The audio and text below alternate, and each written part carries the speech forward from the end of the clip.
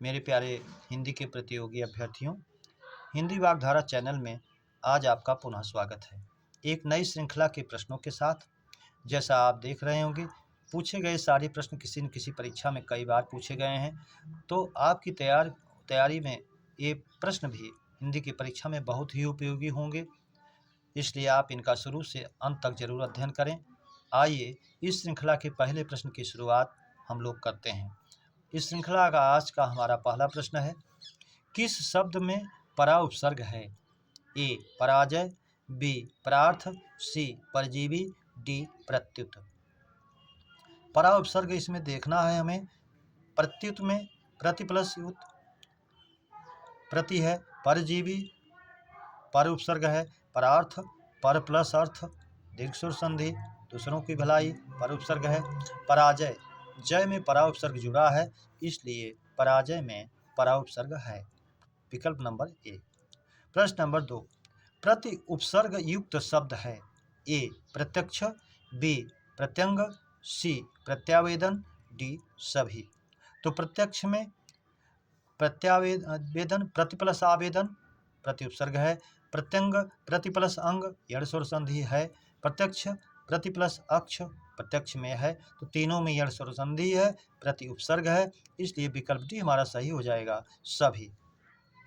प्रश्न number 3, B उपसर्ग युक्त शब्द है? ए विहार, बी विहंग, सी विनीत, डी विधिज्ञ। विधिज्ञ विधि को जानने वाला, बी उपसर्ग नहीं है। विनीत मूल शब्द है, नहीं है। विहंग पक्षी का पर्याय है, इसमें भी नहीं है। विहार बी उपसर्ग है, हार मूल शब्द है, घूमना विचरण करना, इसलिए बी उपसर्ग युक्त विकल्प ए है, बिहार।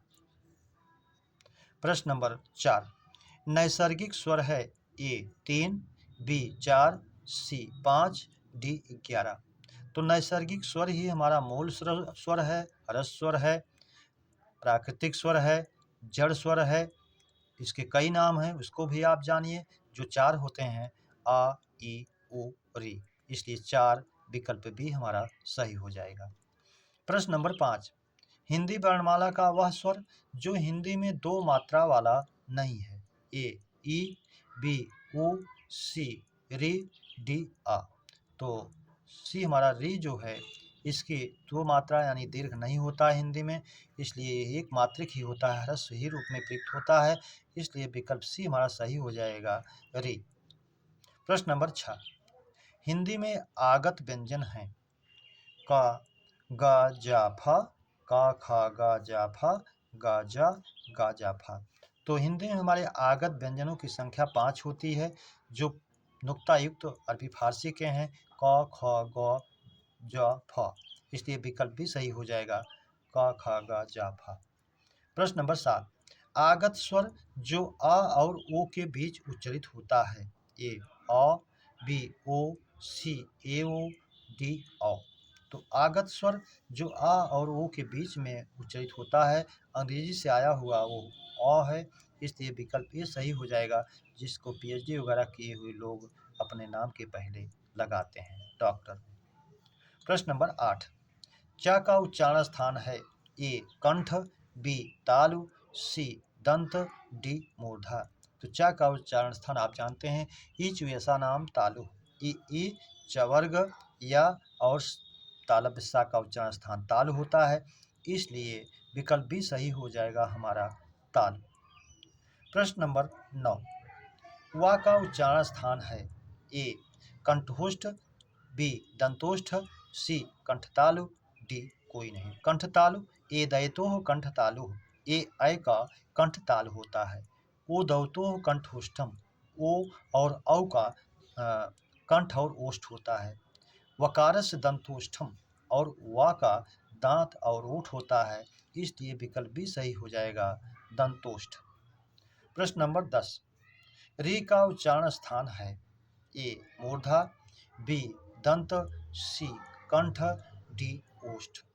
तो री का उच्चारण स्थान ऋट रसाणाम मूर्धा, री का, टवर का, रा का और मूर्धन सर का उच्चारण स्थान मूर्धा होते हैं, इसलिए विकल्प ए सही हो जाएगा हमारा, मूर्धा। प्रश्न नंबर 11, केंद्रीय या मध्य स्वर है? ए अ, बी अ, सी ई, डी ओ। तो केंद्रीय या मध्य स्वर हमारा ह्रस्व अ होता है। जिह्वा के आधार पर आप जानते हैं अग्र, मध्य और पश्च। तो अग्र में आप जानते हैं ई और ए आय, यज्ञ और री, ये यज्ञ स्वर में आएगा।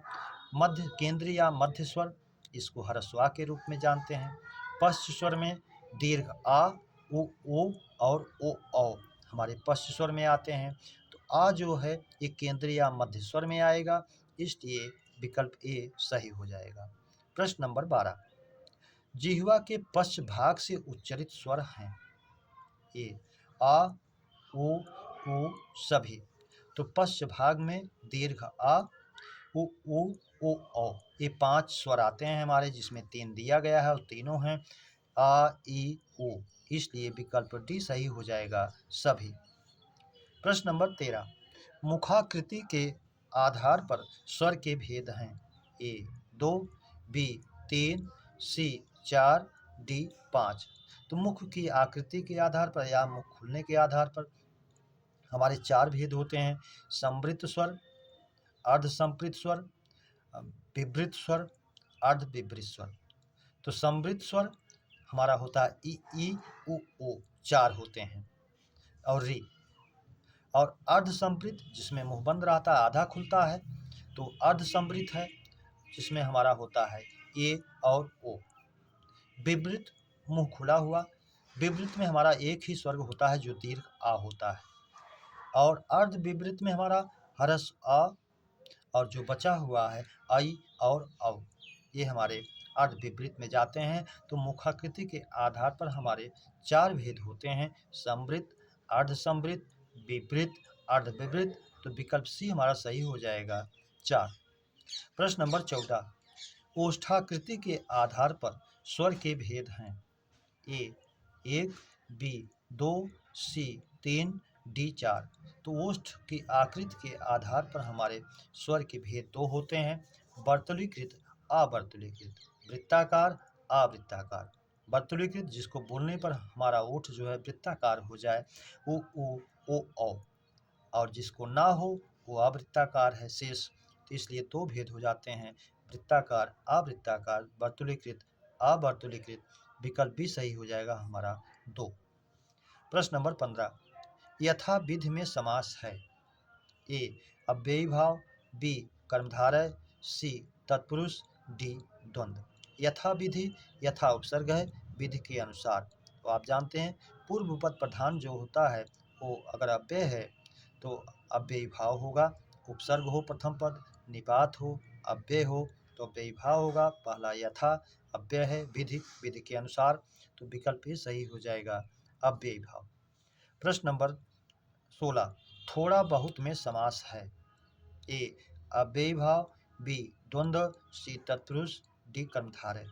तो थोड़ा आप जानते हैं कि द्वंद्व समास के 3 भेद होते हैं, इतरेतर द्वंद्व जिसमें संज्ञाएं होती हैं दोनों स्वतंत्र, समाहार द्वंद्व, तीसरा हमारा वैकल्पिक द्वंद्व। वैकल्पिक द्वंद्व में हमारे एक दूसरे के विपरीत शब्द होते हैं, पाप पुण्य, धर्माधर्म, लाभ हानि, थोड़ा बहुत।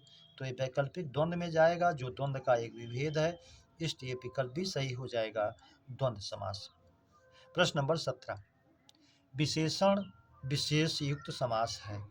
ए तत्पुरुष, बी कर्मधारय, सी बहुव्रीहि, डी द्वंद्व।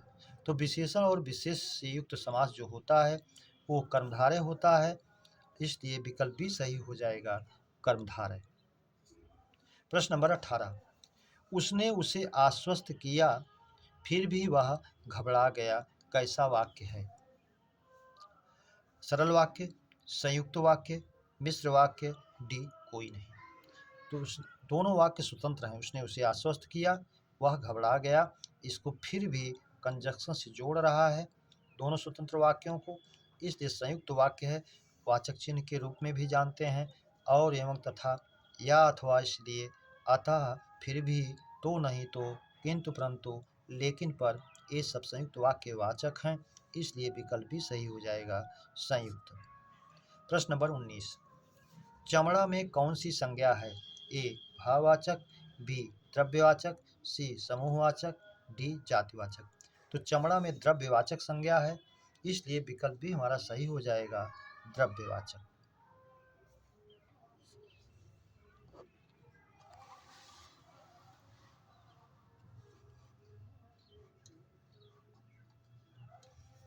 प्रश्न नंबर 20, यह घर पुराना है, में रेखांकित है, रेखांकित है इसमें यह निश्चयवाचक सर्वनाम, निजवाचक सर्वनाम, दोनों, कोई नहीं।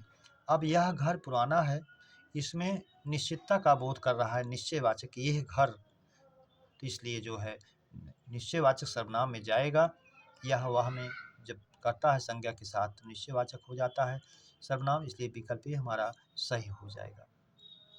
प्रश्न नंबर 21, आप जाएं औरों को घालें, में आप है, यहाँ आप का मतलब स्वयं, स्वयं तो जाएं और दूसरे को भी नुकसान पहुंचाएं, घायल करें, तो इसलिए ये हो जाएगा, इसमें आप है निजवाचक सर्वनाम, पुरुषवाचक सर्वनाम, प्रश्नवाचक, संबंधवाचक। तो आप जानते हैं जो आप स्वयं खुद स्वतः के लिए प्रयुक्त होता है वो निजवाचक होता है, यहाँ आप स्वयं के लिए प्रयुक्त होता है, इसलिए विकल्प ये सही हो जाएगा, निजवाचक सर्वनाम।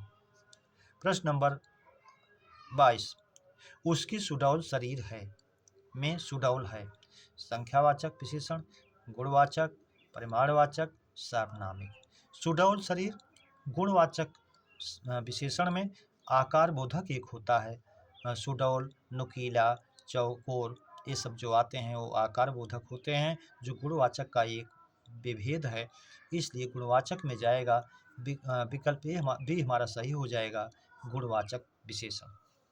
प्रश्न नंबर 23, वह पेड़ सूखा है, में रेखांकित पद है, सार्वनामिक विशेषण, गुणवाचक विशेषण, परिमाणवाचक, संख्यावाचक। वह पेड़, पेड़ संज्ञा की विशेषता वह सर्वनाम बता रहा है, इसलिए सार्वनामिक विशेषण होगा, विकल्प ए हमारा सही हो जाएगा, सार्वनामिक। प्रश्न नंबर 30, भो प्लस अन का संधि रूप है, भवन, भवन, भावन, भोवन। तो भो प्लस अन भवन जो बनता है आयादि स्वर संधि एचो आई औ आयावह के बाद ए ओ यानी ए ओ आई औ के बाद कोई समान आए या असमान स्वर आए, तो दोनों कंडीशन में ए का आय, ओ का औ का आओ हो जाता है, ए का आय, आई का आय, ओ का औ और औ का आओ हो जाता है। यहाँ ओ के बाद असमान स्वर अन आया है और इसलिए हो गया भो प्लस अन भवन, विकल्प ए हमारा सही हो जाएगा, आयादि स्वर संधि।